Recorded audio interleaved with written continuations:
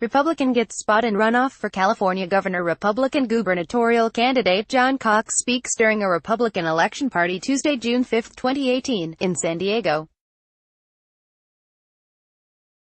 AP photo, Gregory Bull, Los Angeles. AP, John Cox, a Republican business owner who has tried and failed for nearly 2 decades to win elected office, snagged a spot in the November runoff for California governor with the help of President Donald Trump, but that support could hurt him in the winner-take-all race with Democrat Gavin Newsom.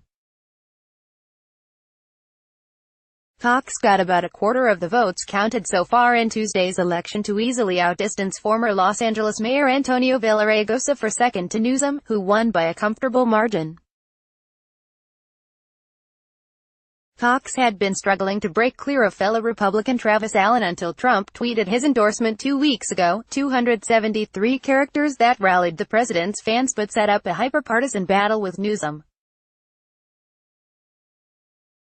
Because of California's jungle primary, the top 2 finishers, regardless of party, advanced to a runoff in November. Newsom, the state's lieutenant governor and former mayor of San Francisco, had said during the primary he preferred a Republican opponent in the fall. He told supporters Tuesday that he relishes a fight with Cox, whom he called a foot soldier, for Trump's war on California. Meantime, Cox made it clear he'll be fighting Newsom on taxes and California's high cost of living. It wasn't Donald Trump who made California the highest tax state in the country, Cox told enthusiastic supporters. It was Gavin Newsom and the Democrats. Cox, 62, became wealthy as a lawyer, accountant, wealth manager and investor in the Chicago area. He now owns thousands of apartment units in the Midwest. In the early 2000s he ran unsuccessfully for a string of offices in Illinois, U.S. House, twice for the U.S. Senate, and Cook County Recorder of Deeds, a job he wanted to see eliminated.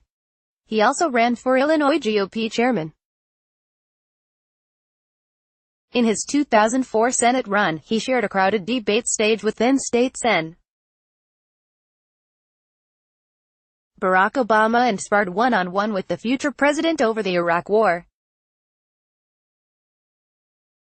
He later ran for president in 2008 and fought unsuccessfully to get into Republican debates before dropping out, but his name appeared on the ballot in several states. He bought his house in Rancho Santa Fe, outside San Diego, in 2007 and moved there full-time in 2011, according to spokesman Matt Shoup. Cox, who has largely self-funded his campaign for governor, decries what he calls the corrupting influence of special interests, a line of attack he's sure to deploy against Newsom, who is backed by heavy-hitting unions, businesses, and interest groups.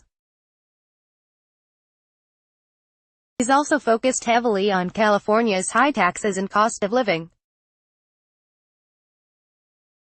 He's one of the most prominent backers of a ballot initiative that would repeal recent increases in gasoline and diesel taxes, which is likely to qualify for the November ballot.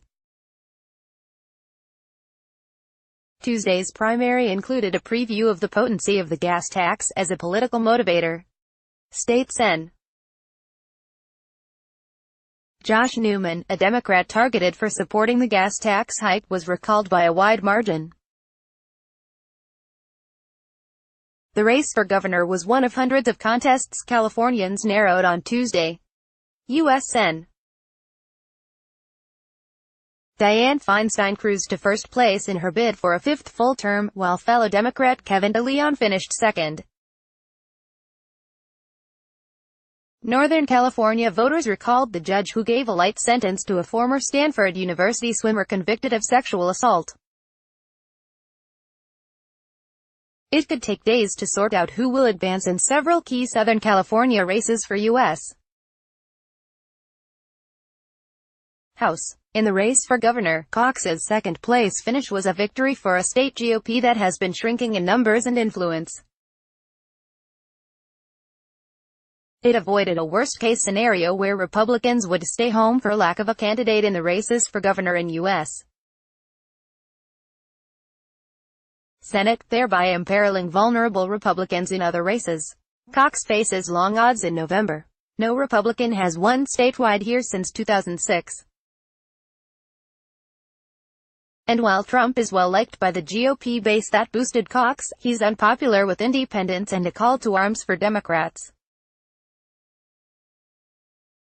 Cox had to run toward Donald Trump to get Republican voters to rally around him in the primary, said Thad Koser, chair of the political science department at University of California, San Diego.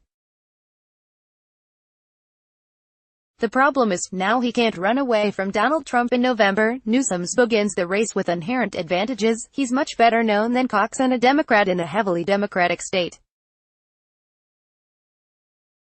He's motivated the liberal base with his support for a plan to provide universal government-funded health care and his support for aggressive gun controls. We are engaged in an epic battle, and it looks like voters will have a real choice this November, between a governor who is going to stand up against Donald Trump and a foot solider in his war on California, Newsom told supporters. Villaraigosa's distant third-place finish was a stunning result for man once hailed a rising star in the Democratic Party in the face of the changing demographics in California and the nation. He was hoping to be California's first Latino governor since 1875. His focus on energizing Latinos, moderate Democrats, independents and some Republicans wasn't enough to overcome Newsom's strength with the Democratic Party's liberal base or Cox's united GOP front. He conceded Tuesday night and endorsed Newsom while also congratulating Cox. Sign up for Politics in Focus, a weekly newsletter showcasing the app's best political reporting from around the country leading up to the midterm elections. http://opni.ws/3isgra Copyright 2018 The Associated Press. All rights reserved. This material may not be published, broadcast, written or redistributed.